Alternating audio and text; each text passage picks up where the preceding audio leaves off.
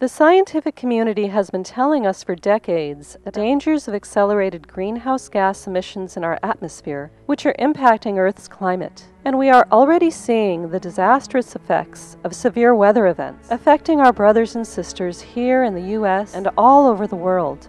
Yet, despite the science and the floods, droughts, and climate disruption that are now present, our federal legislators have yet to recognize this clear and present danger and take action.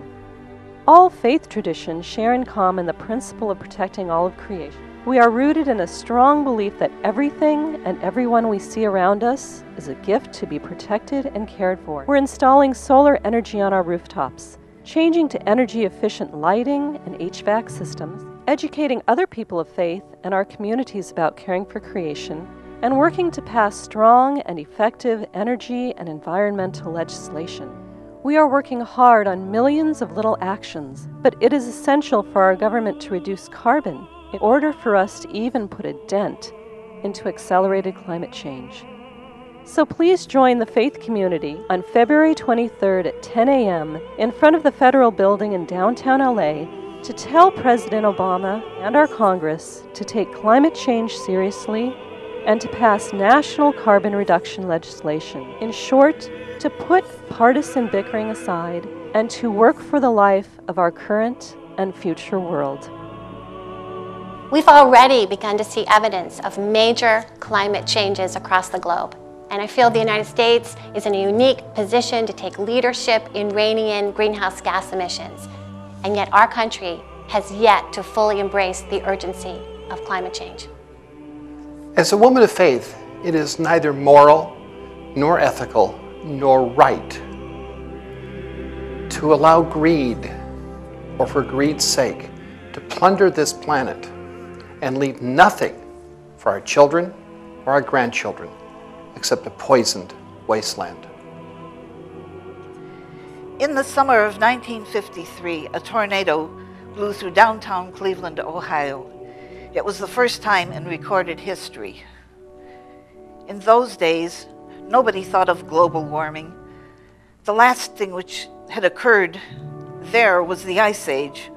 We have proof of that. In the case of natural events, why couldn't it happen again? I don't think people realize how serious this is. We're on a trajectory for a 4 to 6 degrees Celsius increase, global average temperature increase by the end of the century. The storms and droughts and floods that will result from that will have a serious impact on human civilization. And we don't have any more time to wait. We need to take drastic action now because of the delayed effects of what we're putting into the atmosphere at this time.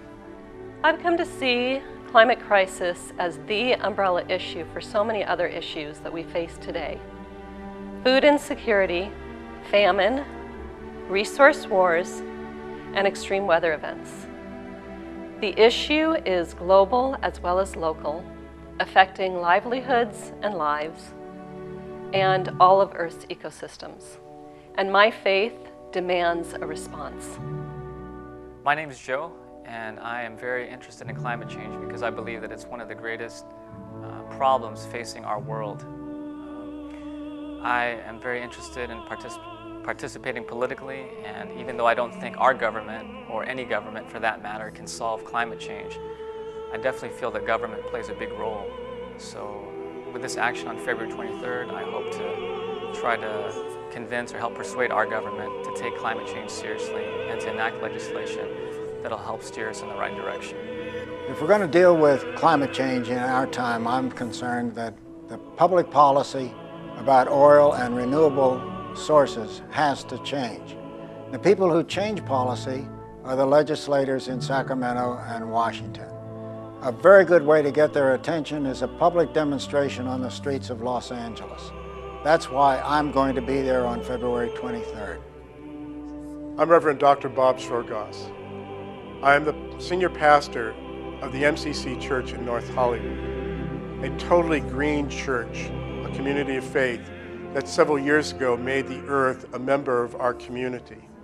We were then concerned about human recklessness and greed and callousness and short-sightedness in our pursuit of energy and releasing carbon gases into the atmosphere that have significantly impacted the Earth and resulted in global warming. I, in particular, am grieving deeply at a study that Oxford University did last year, pointing to the fact that with global warming, all life in the oceans will become extinct in 2050. That's 38 years from now. It grieves me since life came from the oceans 4.5 billion years ago. And if you go and look at the graphic novel on YouTube called Earth 2100, you see the possibilities that we are facing in the near future. If you go to Google's Maps 2100 sea levels, you'll see that sea levels around the world will rise by 23 feet. That will have disastrous consequences for our planet. When we think about the refugees from 300,000 refugees from Katrina and how that taxed our resources, imagine 2 billion climate refugees on this planet in 2100. Unless we make this a priority to live rightly with the earth and reduce our carbon emissions, this will be a realistic future. We don't have many years. We need to act now. I invite you to come and join us on February 23rd at 10:30 a.m. at the Federal Building in West L.A. as we begin to protest and say to our government, take action now. Let us learn to live with the earth as God intended. I will be there on February 23rd, and I hope you will be there with me as well. I'll be there on February 23rd. I'll be there on February 23rd. I'll be there on February 23rd. I'm going to be there on February 23rd. I'll be there on February 23rd. I'll be there February 23rd. I'll be there on February 23rd.